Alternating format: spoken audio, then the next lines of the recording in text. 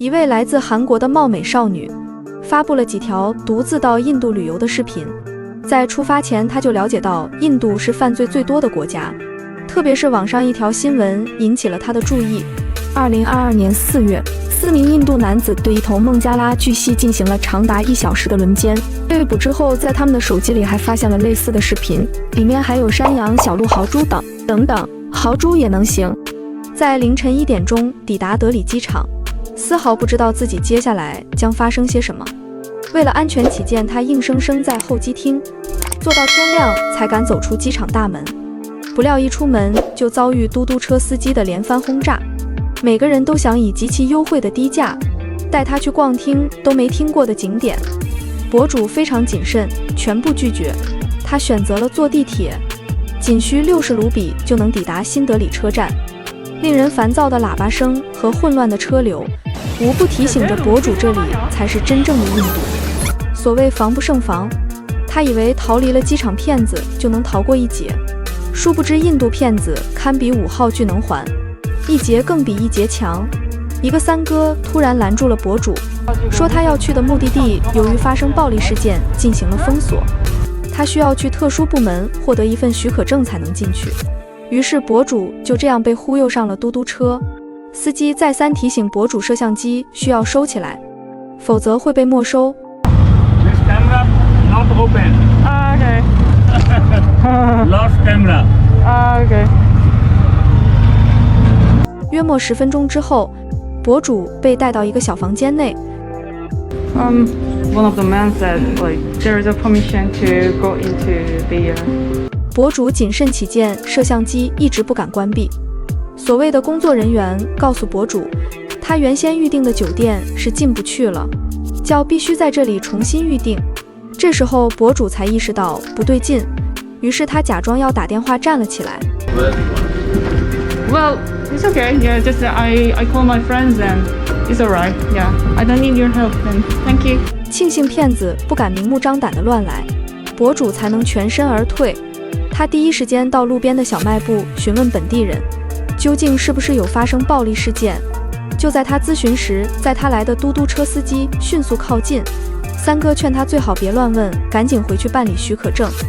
这一次博主不再相信这个男人。Which place you want to go? I can drop there. No, it's okay. No, I don't need your help then. It's okay. Can you see the red mark? Yeah, Yeah. seeing the red mark. Yeah. I just wondering, do I need to get the permission to go there? Yeah, why not? You have the permission to go anywhere in Delhi.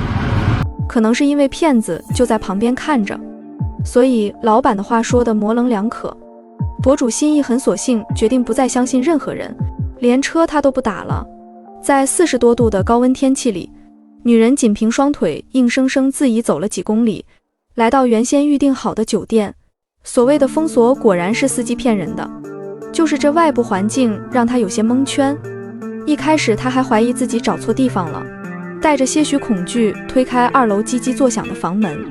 昏暗的酒店大堂里睡了好几个男人。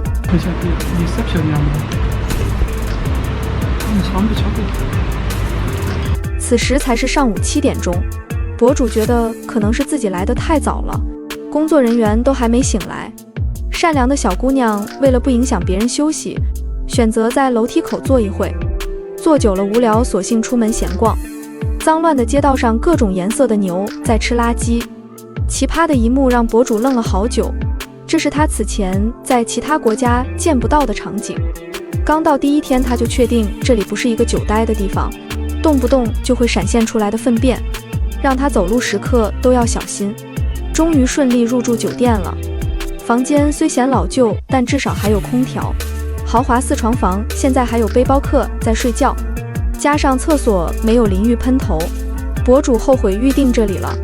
他拿起背包决定换个酒店，不料出门时博主又吓了一跳，一头黑牛堵住了门，此牛正在疯狂排泄，身上的苍蝇跳蚤来回涌动，吓得博主想出又不敢出，在门口等到牛哥方便完了才走出来看看，地上那一滩不可直视的东西让博主直勾勾地盯着看了好久，他感觉自己要吐了。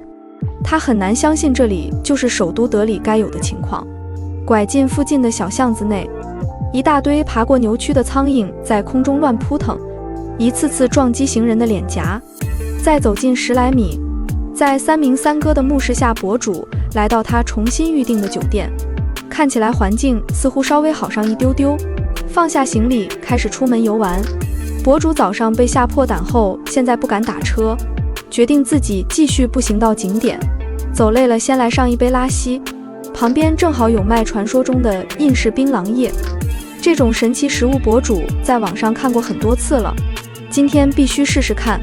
三哥的手在苍蝇飞舞间迅速将各种调料添加到叶子上，撒上粉末，最后点上火焰，再添加一点色素，让色泽更加鲜艳。随后包起来，在博主还没反应过来时，飞速塞进他的嘴里。马超，马超，马超，不是我的病，快！女中豪杰，她竟然觉得味道还能接受。吃完，在半途博主向一位三哥问路，没想到对方极其热情，直接不去上班，选择给他带路。 이 일이 생긴 지 좀 오래돼가지고 어떻게 말문이 텄는지는 기억이 안 난다. 하지만 한 가지 확실한 건博主本次旅游的预算并不多，所以他很担心刚到第1天钱就被骗光了，到时没钱周转，连回家都成问题。这边博主心中隐隐有些不安，但耐不住帅气三哥的人格魅力和锲而不舍的精神，一路给博主讲了很多有趣的历史故事和搞笑的笑话，逗得博主逐渐放下了戒心。他们一起去商场买了衣服，在得知博主怕被骗不敢坐嘟嘟车后，三哥直接带着他上了嘟嘟，直奔第2个景点阿格拉阶梯井。这是一个蓄水池，此地的温度会比外界低上许多，是当地年轻人约会的重要场所。告知博主这里拍过很多电影，比如印度电影《闹鬼了》。如果博主敢的话，今晚可以一起在这里度过美好的一夜。三哥可以带他见见鬼，比如 S 鬼。玩笑过后，三哥带博主来购买酒。在印度未经许可是不能随便饮酒的，但三哥要的就是这种刺激感。2个人偷偷摸摸地把啤酒藏在身后，然后在车上悄悄地干了一杯，这让博主感觉非常有趣。喝得开心，三哥带着博主来到酒吧继续下半场。昏暗的灯光下，男男女女身姿舞动。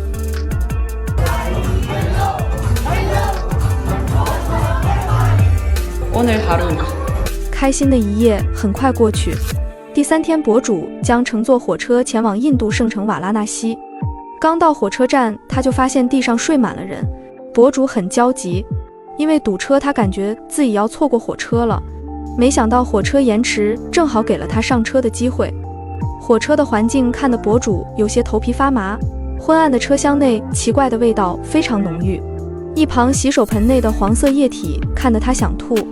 他所购买的位置车厢早已人满为患，想要挤进去需要很大的勇气。在与三哥四目相对了几分钟后，博主鼓起勇气硬挤过去，脚下踩着别人的行李，前面连一点点行走的空間都没有，他被迫停在半途，进退两难。 오늘 안에 제자리를 찾을 수 있을 것인가?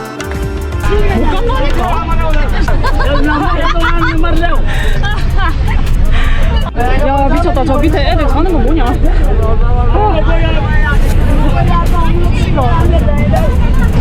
암튼 이동하길 수차례. 想到自己要在这样的环境下睡一夜，他就很害怕。终于是费了9牛2虎之力来到自己的床位，房间4个人就只有他一个女的。好在一夜无事，坚持到了天亮。早上起来本想上个厕所，但这厕所让博主想着还是能憨则憨。下了火车，热情的嘟嘟车司机立刻就围了过来。司机开价400卢比，博主也不敢谈价格，就默认了。这可把司机乐坏了，今天开单就宰到水鱼。于是司机好心的将博主送到半路，就骗他说到酒店了。然后博主发现自己竟然还要再走20分钟才能到，他胆子小，不敢发脾气，只能选择继续在40几度的天气里徒步。抵达酒店，依旧是4人间，环境还可以，就是没有提供被子和枕头。不管了，出门完了再说。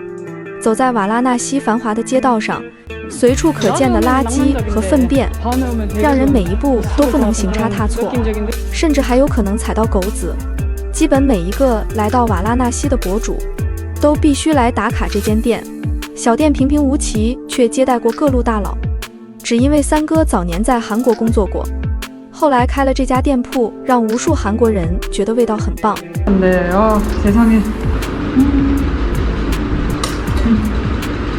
야, 진짜 맛있다. 이 180. 吃完饭，博主来到恒河边散步，河里生人和 S 人都在沐浴，还有生机勃勃的 S 人也在沐浴。河边火葬场炊烟袅袅，24小时都有死者被送来，敲锣打鼓，各种仪式时刻上演。博主在一旁看得津津有味，身旁的三哥看他看得津津有味，夜幕低垂。博主闲逛时偶遇了一位三哥，于是两个很有缘分的人在三头牛的陪伴下，在屋顶看仪式表演。等等，屋顶怎么会有牛？三人相谈甚欢，聊开心了，博主直接搬到三哥家里住。没错，这位三哥是开酒店的，就这环境确实还可以，超大单间，就是价格贵了点。第二天，三哥骑上他那拉风的摩托车，载上博主一起出门约会。此刻博主已经完全忘了自己被骗的事情了，只觉得这个三哥人很好。二人一起吃了顿丰盛的午餐。吃饭期间，三哥又把博主介绍给了自己那单身多年的好兄弟。这位兄弟没有酒店三哥那么有气质，处处透露着随意。虽然博主跟他一起吃了晚饭，然后就没有然后了。隔天，博主在路边豪猪的欢送下，幸运地结束了这段印度之旅。如果你也想跟着各国博主一同探秘这个魔幻又真实的世界，别忘了订阅频道，钟爱交换世界，点开小铃铛，顺手给视频点个赞。我们评论区见。